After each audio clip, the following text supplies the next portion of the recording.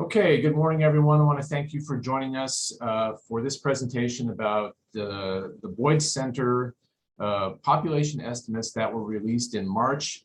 We have an excellent speaker today that will be sharing some information about those projections. That's Dr. Matt Harris. He's a professor here at the Boyd Center for Business and Economic Research. Before we get started with his presentation, just a couple of really quick housekeeping things that we want to hit before we turn it over to Matt. The first is that we are recording today's presentation, today's webinar.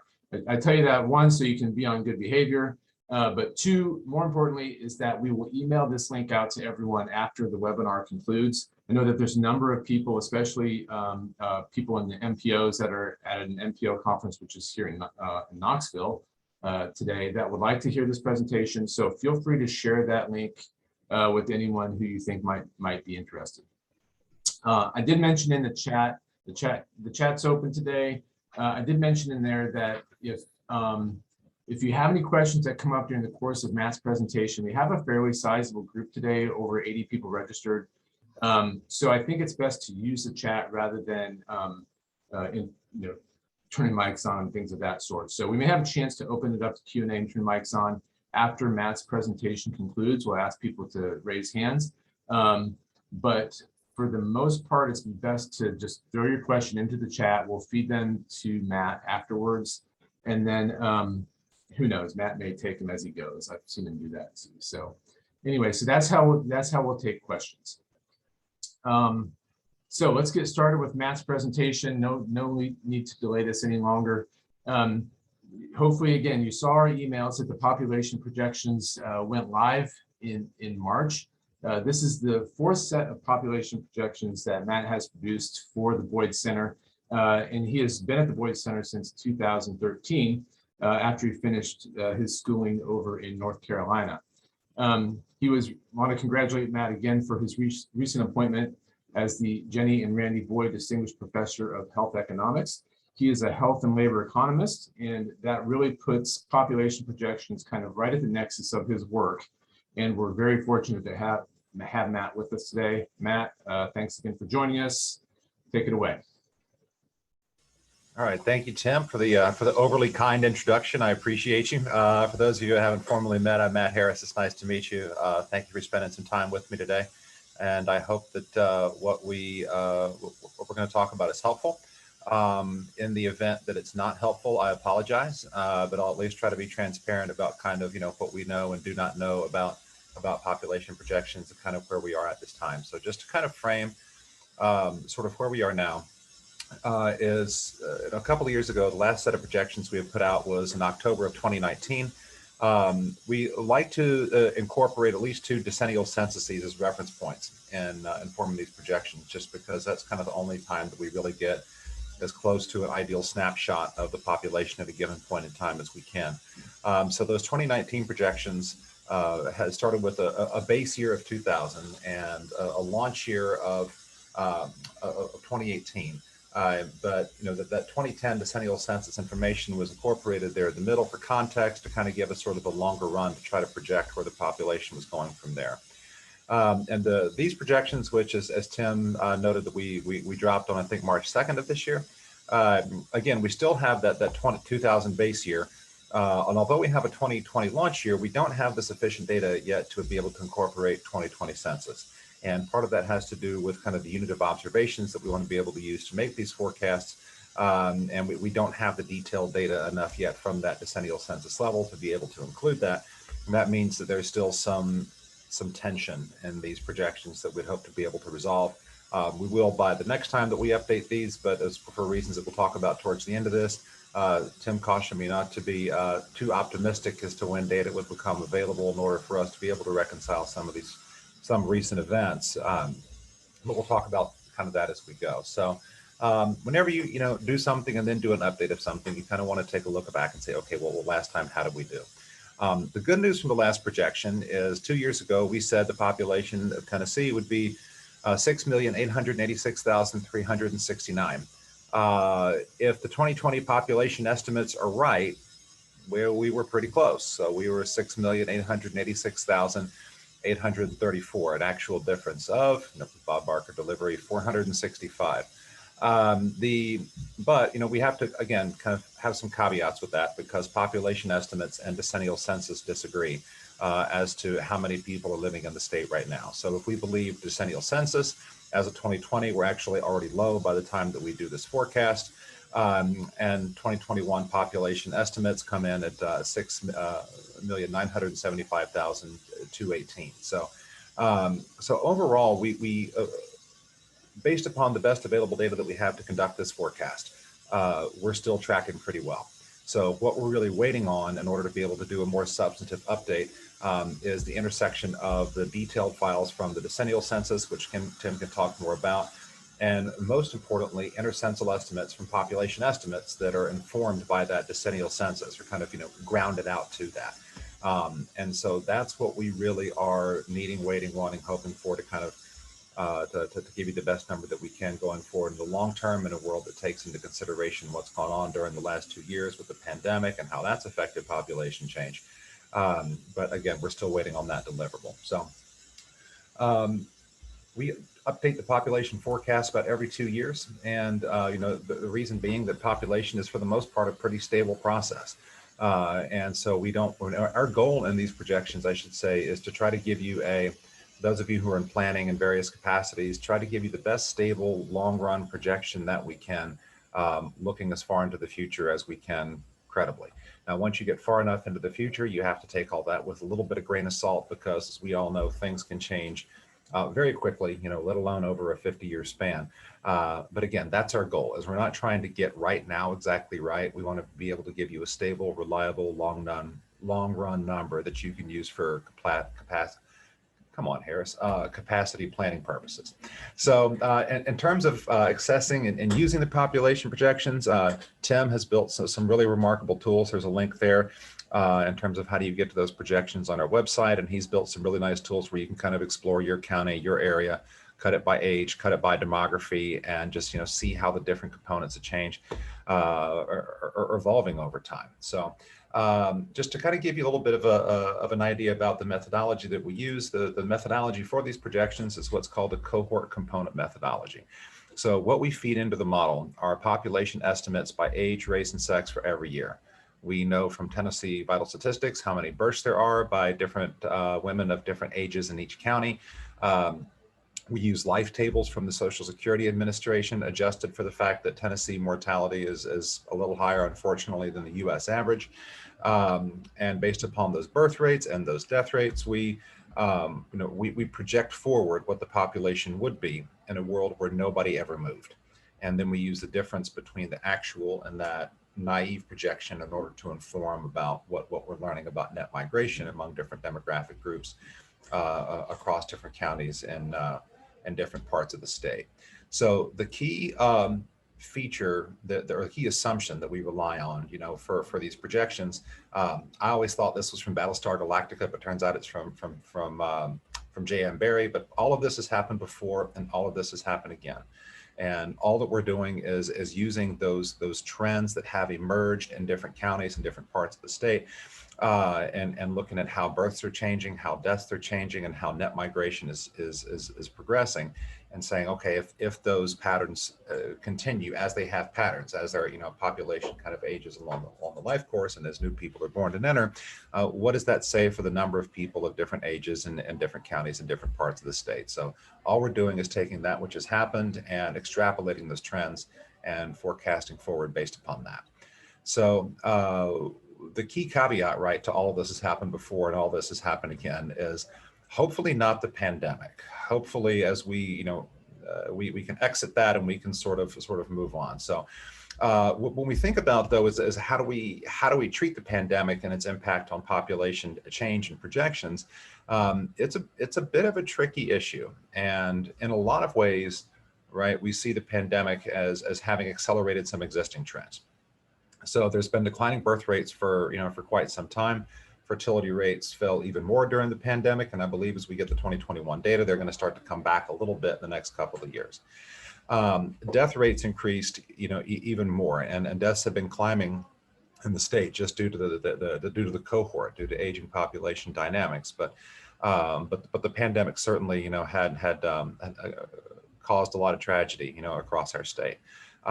So when we think about, though, kind of what we do with that going forward, we're not sure what that means for death rates that in the future, that are deaths in 2022 and 2023 going to be below where they were in 2019 because the pandemic really accelerated some of that, or are they going to kind of go back to those levels? Will there be sustained increases? We're sort of not sure what that post-pandemic reality is going to look like. The other thing that we started to see in the pandemic is people started to migrate away from U.S. metros. And that's one of those that's kind of a big elephant in the room. That is part of our work here in the center. We're fortunate to have outreach conversations with business leaders and with chambers of commerce across the state. And we're having people in Johnson City say that they have people who are getting offers from firms in Los Angeles because they can work remote in Johnson City, make more than what they would locally in Johnson City, but the firm in Los Angeles can pay them less than they would there. So there's in a world where there's increased remoteness in our workplaces, there's lots of reasons to believe that there's going to be some kind of structural break in net migration and how people choose where people choose to live, but we don't know what that's going to look like yet. So the population-based data only covers through June 30th, 2020. And so, Tennessee had plus 12,000 deaths in 2020 compared to 2019. Births fell off, during the pandemic, of course, and there was accelerated net migration. So some of the things some of the stylized projections that emerge from what we've done here is consistent with the ongoing trends in the state. So Tennessee has been gradually getting more diverse racially, and we expect that's going to continue. Particularly the Hispanic population, the share of Tennessee that's expected to be Hispanic is expected to double by 2045, and also with the quote other non-Hispanic population. And a lot of that is of course individuals of two or more races. One of the other patterns that's been going on for a long time, we expect to continue to be an emerging feature, is the proportion of people in our state aged 65 and higher is expected to continue to increase. And by 2045, then you can see that 21.1%. We see here that that's certainly an increase from 2020. But the number I want you to pay attention to is down there in the parentheses under the picture on the right-hand side. So overall, the number of people age 65 and up is projected to increase by 45%, by 2045, and that's going to have big implications for provision of care for an aging population and for the services that older Americans tend to demand relative to younger ones. Jointly with that, we're seeing. We project relatively slow growth in prime age working individuals. This is a little bit of a concern. That's just what the current cohort dynamics tell us. But these are most of the people who are contributing to the tax base, right? And so if you have higher numbers of people who are needing services and lower numbers of people in prime age working, then that's going to create some financial strain in a lot of places around the state. And we also, see that those imbalances are expected to be particularly pronounced in rural areas. So again, kind of the key number to think about, in these images that I did take from Tim's graphic tools, which are great, is if you add up the numbers in the parentheses there, you compare the numbers in parentheses in rural counties, right? So non-MSA or non-CBSA core or adjacent to core counties, then what you see is the proportion of individuals age 65 and up is growing by 38% in rural counties. The number of prime age working individuals is only growing by 4%, and the number of kids is only growing by 5%. So we're looking at a kind of prolonged time period where we had relatively large numbers of people age 65 and up in rural areas in the state. And again, that's going to have implications for the services that the counties need to provide because of the different services that individuals demand. So when we think about where growth is going to be the most concentrated, for those of you that remember the Brady Bunch, right, it was always Marcia, Marcia, Marcia. And for the last couple of decades, it's been Nashville, Nashville, Nashville here. So population is predicted to increase by, about 1.22 million by 2045, and about half of that we expect to occur in the 5 main counties surrounding in Nashville. Now, there's Davidson County is a bit of a sticky wicket at the moment because population projections and decennial census, or excuse me, population estimates and decennial census think that very different things are happening in Davidson County from a population standpoint. There's PopHest has said that there's large numbers of negative migration from Davidson County. And so I know that Tim, I'm sorry if I'm stealing your thunder, but Tim has said, hey, we need you guys to take a second look at that because we're trying to understand what's going on in this key core county that's the kind of the hub of one of the main population growth engines in the state. So we're still trying to sort that out. So of the 10 counties with the largest population change, this is going to be 80% of the population change in the state between now and 2045. So we expect that the 10 counties with the largest raw numbers of population growth are going to be kind of usual suspects. They're in the middle of the state, but also Montgomery, Knox, Hamilton, of course, Chattanooga, Shelby, Memphis, and also Maury County is starting to see a lot of population growth. But on the other end of the spectrum, we're seeing 27 counties are predicted to experience negative population growth by 2045. And most of that has to do with kind of the ongoing trends of declining births, increased mortality, and in many cases, not a lot of net migration in some of those counties. So, some of the emerging potential trends of interest that we're seeing is I'm curious about what's going to happen to birth rates long term. So we're looking to keep an eye on that. It's ever since the start of the Great Recession, right? On the Great Recession, birth rates took a nosedive and they never came back. And that was also true, in the early data that we have from the first part of the pandemic. But if anybody of you have stuck your heads in the housing market lately, it's gone completely crazy.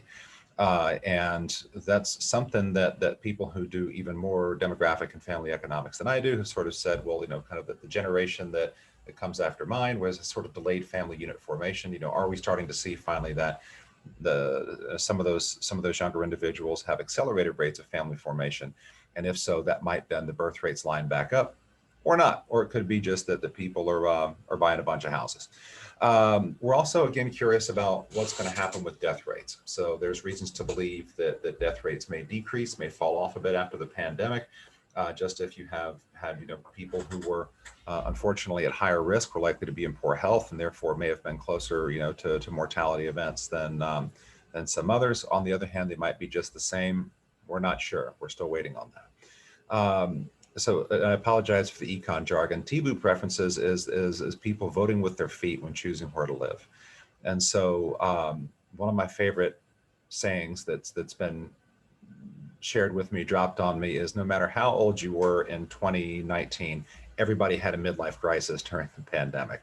And a whole lot of people have reflected that and have chosen where to live in different places. We hear stories about, people moving from California to Tennessee or from Texas to here, but the plural of anecdote is not data. And we're not really going to know what the new normal looks like in terms of net migration for a couple of years. So stay tuned. We'll kind of all learn this together in real time as data become, as more data become available. So William, that's a great question. I wouldn't say it's going to spike. The death rate is going to continue to rise, but the death rate already has been rising. And one of the things that's a really unfortunate fact of life of Tennesseans relative to the rest of the country is Tennesseans tend to die young. So a big part of the thing that's driven negative natural change in population has been increasing deaths from baby boomers. So we do expect the death rates will continue to increase, but will they increase at a slower rate than they would have in the absence of the pandemic, because the pandemic pulled a whole bunch of that forward. Again, with the cohort component projection methodology, what we're doing is we're modeling population growth as a pure population process. We're looking at births, and we're looking at deaths, and we're looking at net migration. So I think it's important, just so you know how to use these, to be transparent about what we do not use. And what we don't use is we don't incorporate structural economic changes, we don't incorporate planned development, we don't incorporate infrastructure changes. And in the short run, that may seem crazy, but in the long run, all of those present some serious challenges, which we'll address a bit on the next slide. But some of the reasons for that is if you're going to include economic data in a model, you need consistent variables and consistent impact. So what does that mean? That means a planned economic development project in County X would have to mean the same thing as County Y. Otherwise, we would have to have a way to be able to measure that to make those two quantifiably comparable. The second thing is accurate forecasts of all economic variables, are included. When accurate, including economic variables can be helpful, but most other economic variables tend to have a lot more noise than population. If you take a look at income, if you take a look at employment, if you take a look at job growth, almost all of that is noisier than population. And so forecast error in economic variables can often make population forecasts less accurate. So there's tools out there like Woods and Pool, and if you take a look at what's going on with a lot of their projections, the violence in their long run projections is incredible, just drastic variance. And we're trying to avoid that. We want to be able to give you a good number that you can use for stable planning purposes. The other thing that's true about this is that not all economic variables necessarily affect population. So if you consider something like the pipeline going through various parts of West Virginia, then you have a whole lot of people who move there. There's this whole boom of economic activity, and that lasts for about a year, and then people move on. And by the same token, that even if you have a new, large employer move into a given area, people may choose to live near that employer, or they may live in adjacent, or surrounding counties or elsewhere. So it's not as clean as it looks to draw the connections between where economic activity is happening and what that necessarily means for population growth, particularly in a world where you do have some share of the population with an increased level of remote arrangement. And most economic variables are even noisier than net migration, right? So, and incorporating them also requires an understanding of who those variables are going to bring to a county. So if we're trying to think about long-run population dynamics, and if you build some amenity, that means very different things for your county long-run if you bring in 1,000 people age 65 and up versus 1,000 people who are 25 to 35. It's going to be very different from a population dynamic perspective. So what's next this is me. So when I was talking to Tim earlier, that the thing that we would really like to do is to know where we are post-pandemic in a way where some of the tension between population estimates and decennial census is realized. We will get some intercental estimates, at some point later this summer. But we're trying to figure out whether it makes sense to go ahead and release another update in rapid cycle, or whether it makes sense to hang out until 2023. And 2023 is when we're finally expected to be able to see kind of the detailed files from the decennial census, and also have, for the first time, intercental population estimates that retroactively, I believe, will be informed by the decennial census back until that point in time. And at that point, I think we can be a little more confident about what we think post-pandemic population dynamics are starting to look like, and start to model that a little bit. So that's kind of the thoughts that I had for you guys today. Any questions you have, I'd love to hear them, and happy to be transparent about what we think and what we know that we don't know. So thank you for your time. Great, Matt, thank you for sharing that presentation. I'll ask you to unshare your screen, and I will take it over for a couple minutes here while we give you a second to get any questions that you might have ready to ask of Matt. There's a couple things that I wanted to mention before we get started with that. First is the best way to keep up with the information that the Boyd Center and the State Data Center are putting out is by signing up on our website for our emails newsletter, or following us on Twitter or Facebook.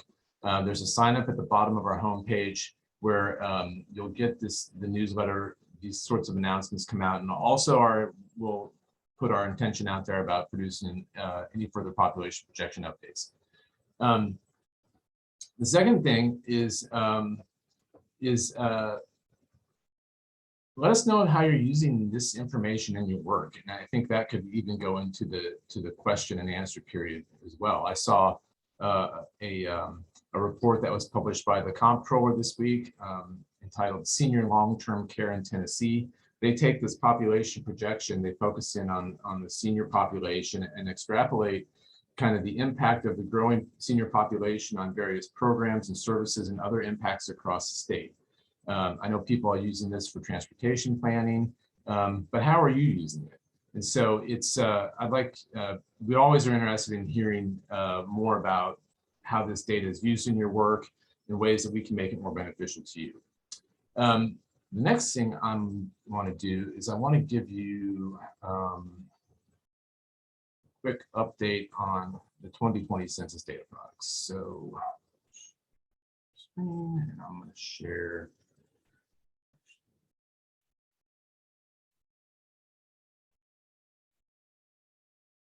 So I'm just going to leave it here in this mode. Okay, so last week we got information from the Census Bureau about any additional updates or additional products that will be released from the 2020 census. And what we found out is that any additional products beyond the redistricting data that was released last August will not come out until May of 2023. So that is a long ways off.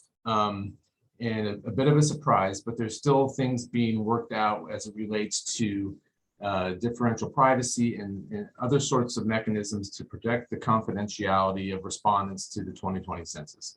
So this has been a bit of a saga, maybe more than we anticipated. A lot of these products are normally already out by now, but here's what the schedule is. So in May of 2023, the demographic profile and what's called the demographic and housing characteristics files will be released. So the DHC is probably the one that you're most interested in, and it is the one that is formally referred to as Summary File 1. So if you're used to using SF1 or Summary File 1 in the past, it's now called DHC.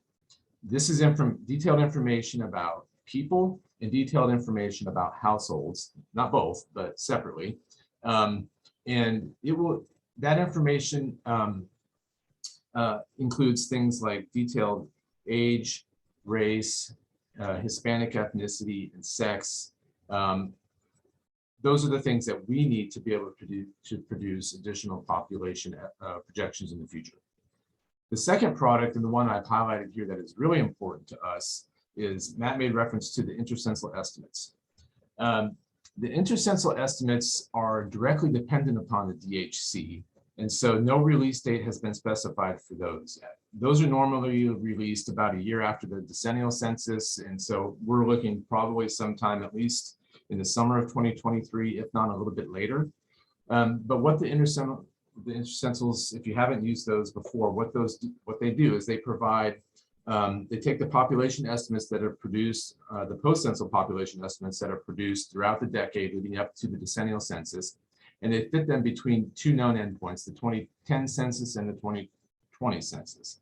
And they make it fit inside that. It's produced for counties, and that information at the county level includes age, race and ethnicity, and sex. Again, that's the data that we need to produce the population projections going forward. So they also are produced for total population for municipalities. So it is some very good and useful information, but unfortunately, it's still down the pipeline a bit. So we are excited to find out when we get that information. All right, I'm going to stop sharing that one. Let's see. Let me just share my whole screen for a second here.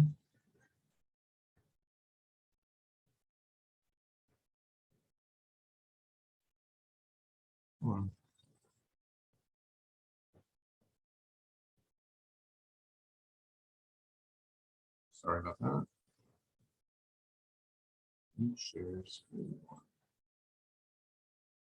Did that share? That shared your whole monitor. Yep. All right. The next thing I wanted to do is show you two things about how to get the population estimate data off of our website if you haven't already gone to download it. So our website is tnsdc.utk.edu. When you get to that page, you'll see the population, the estimates and projections section. If you click that, down below there, you'll see the Tennessee population projections. And this is where you're going to go to get additional information about the methodology, to access the population projections dashboard, which I will show you just in a second here, and also where you can download the Excel workbook that has all of the data inside it. The methodology, executive summary and notes, is about an 8-page document that gives you some additional information about how the projections are produced, as well as a couple of visuals and supporting information. Some of those types of things you saw in Matt's presentation. Fairly short read, but useful when you're talking to somebody about how these projections are produced. The population projections dashboard was created to help quickly access information at both the state and county level for any year in the projection. The way it works is, starting over here on the left-hand side, there's a slider bar that lets you change the year that you're looking at inside the interface. So you can slide this forward to say maybe 2040. That's kind of a 20 years out, a popular window for looking at future projections. We can see that the projection in 2020 will be 7.88 million for the state of Tennessee. That's a growth of about 1 million people and is a 14.4% increase. Okay, so if you want to look at a single county, so let's just kind of, Maury County is a fast growing one.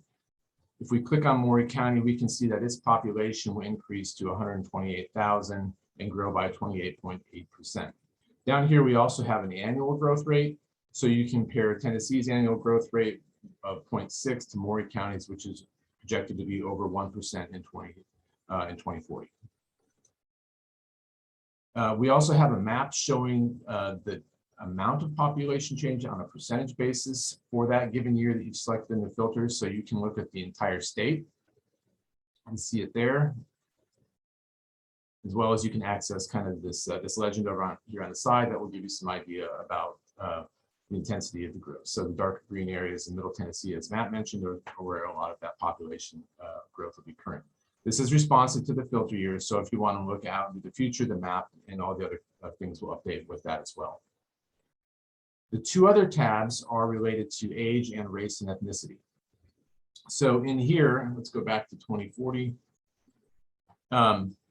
This information will show you the population size by sex for 5-year age groups all the way up to 85 and over. Median age calculation is available for Tennessee on an annual basis. When you click on a county, we'll do Maury County again, you can get the median age for that future year. And you can see how the histogram now updates to show Maury County's breakdown. And then the 3 indicators over on the side show the breakdown for seniors, which is people 65 and over, prime working age, which is 25 to 54, and then we call this youth, which is people age 20 and under. Can't really get at the 17 and under with these projections directly, because that's not the unit of analysis that we're provided. So through the population estimates. So this is kind of as good as we can do. So that's the age tab. And then finally, here's a breakdown by race and ethnicity. So this chart, the pie chart, will give you the percentage of the total for a given year. So as you change this maybe back to 2020, you can see how that updated to show the current racial and ethnic breakdown in Maury County, as well as the numbers of people in each of these groups. So as you slide in, you can see a little bit more detail, the size of the population in each of those years, as well as looking at,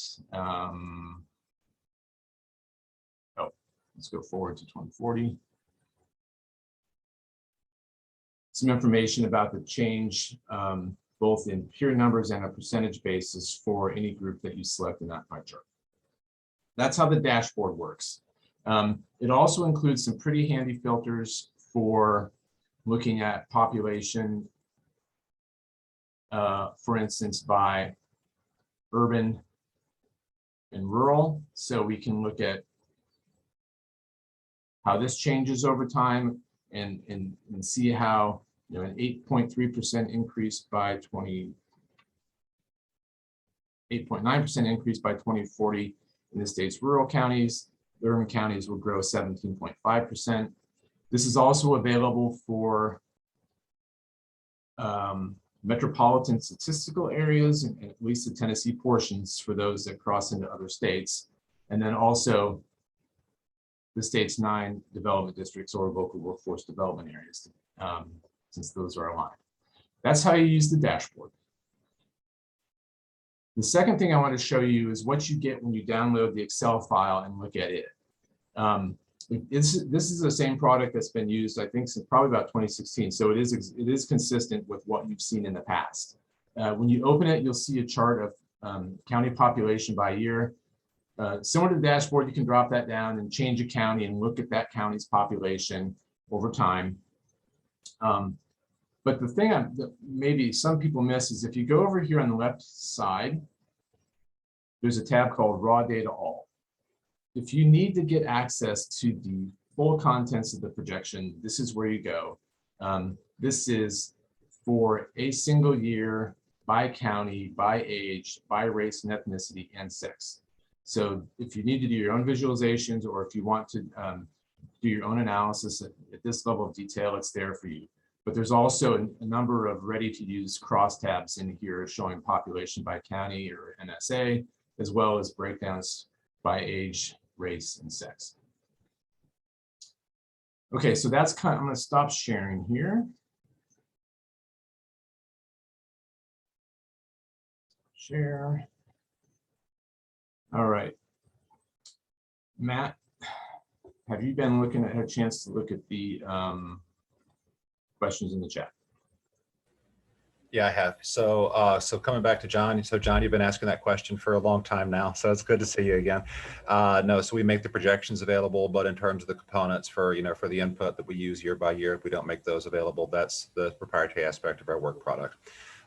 So coming back to Jeff's question. So Jeff, the reason we don't start with that is for us to be able to start, we need to be able to start with age, race, sex, and at the county level. And so we don't have that yet for 2020, right? Census. So for right now, for 2020, we have county level totals, but we don't have county level totals at the specific level of observation that we need in order to be able to start with the forecast for those people. So using your specific example with Montgomery County, there's 220,000 people in the census, but 2020 and 2014, that's true of 2020 population estimates. We don't know where those 6,000 people are off, right? So we don't know whether those are 25-year-olds, or whether those are 65-year-olds, or whether it's evenly spread over the population. And dynamic models that can have big implications for the long run. So again, our hope is that as census through the detailed file that Tim was talking about and intercensal population estimates come to an agreement, that we'll have a better unified data set in order to base these off of. And you're right, no, that's about 6,000. So yeah, no, that's a non-trivial concern, to be sure. And please don't feel like the Lone Ranger. There's a number of counties out there where there are significant differences between population estimates and decennial census, and we're trying to work with both groups to understand why there's different numbers projected. Because for some of these disputes, PopEst isn't backing down and they're insisting that they're right. And our goal is to be able to give you the best available product that we can with the best available data. I'll feed the questions and read them to you so that everyone can hear them in case they're not the chat open or they're on the phone. Do you use survival rates or death rates in your projection model? So the probability of survival and the probability of death add up to 1. So it doesn't really matter which one that you use, but we use survival rates, I think, empirically. And the second question that John asked, John's been asking for components for a long time, but no, the components of our work product, we keep in house, but the projections we release every other year. Okay. The next question is. And if you don't want to take this one, I'll take it. Will the intercensal estimates address what is widely perceived to be undercounts in the detailed data of the 2020 census? I'll take that one. So one of the things that the the post-enumeration survey from the Census Bureau showed is that somewhat maybe surprisingly, given the amount of promotion and things that went into the 2020 census, is that the undercounts are higher than they were in 2010, and the overcounts are also higher than they were in 2010. So people like children under the age of 5, that undercount was about 2.8%. Hispanic undercount was close to 5%, but that's all detailed in the post-enumeration survey. It is a little bit surprising that those went up. How will those be incorporated? And will they be incorporated into the inter-census? I don't think they will be incorporated to the inter-census. That product will just tie 2010 to 2020 directly. What is being discussed, I think it is internally at a working group at the Census Bureau. And actually, I think that the AP, Mike Schneider, wrote a story about this, is that there is an internal group at the Census Bureau that is looking at how undercounts could be incorporated into the population estimate base. So that would mean a population estimate base that is a blend of both the decennial census and this information from the post-enumeration survey. So the interesting thing about the post-enumeration survey is that nationally we get information about characteristics and the undercounts and overcounts of various groups, but at the state level they will not be providing information about the characteristics of groups that were undercounted and overcounted.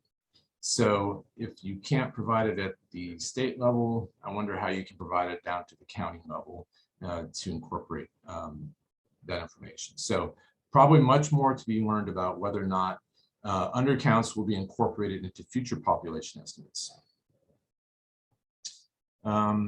Okay, you've addressed Jeff Tyndall's question, I think.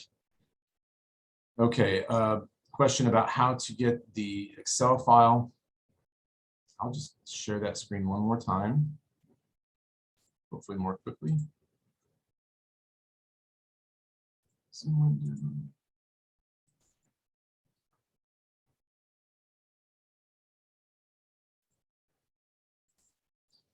Okay, so to get the Excel file on the website, back at the population projections page, just scroll down to where it says 2020 to 2070 Excel workbook. There's a button there where you download that file. It's about a 30 meg file. So give it a second. If you have any questions or problem with it, or maybe you need it in a different non-proprietary format, let us know. We're happy to help you work through that.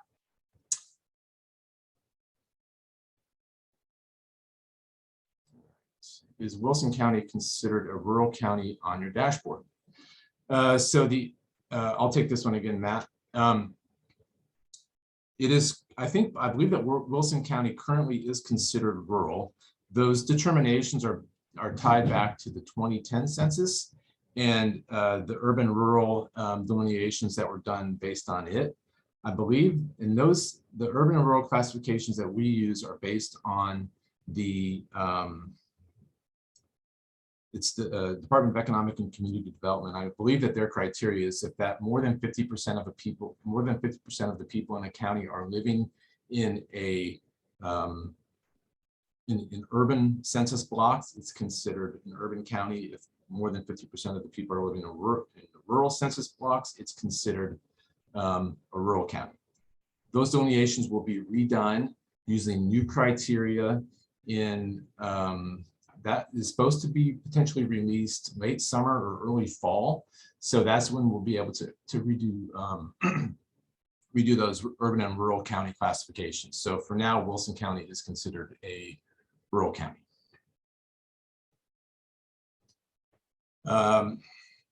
Question from Stephen. Do MSA projections only cover the Tennessee portions? They do. We are only projecting data for the Tennessee portions of an MSA. We don't do anything outside the state of Tennessee. Next question is, any possibility to get projections for the municipalities? Let's go back to a screen share again. More quickly. Okay. If you see on my screen right here, There, just below this population projections button, there's a projections for incorporated areas page. We are not directly providing projections for incorporated areas, but we do provide two methodologies for developing a sub-county projection.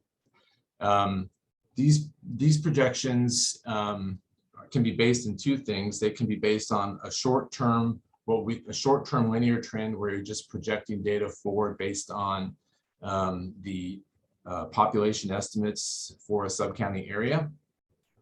Or you can go through a little bit more sophisticated process where you look at the share of the county population in each of the sub-county areas, and you forecast that forward using the simple linear trend. We have this methodology described. We also have a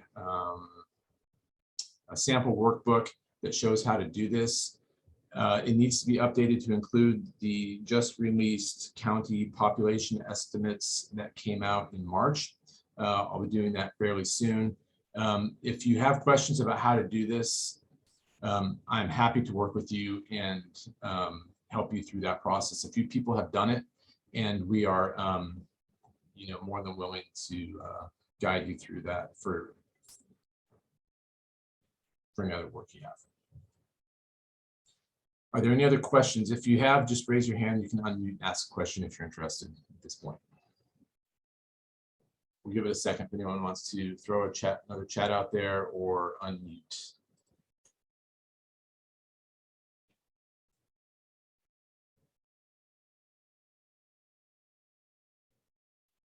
Okay, I don't see anything else. All right, so just to wrap up then, I want to thank everyone that came, everyone that registered, everyone that's watching this video that's been recorded later. Appreciate you coming. We'll be sending additional information out about webinars through the summer and potentially an in-person fall conference. So be sure that you get on our newsletter and get information there. If you have anything that you'd like to follow up with us on, please feel free to contact us at tnsdc@utk.edu or any of the other mechanisms shown on the website. And I thank everyone for coming. And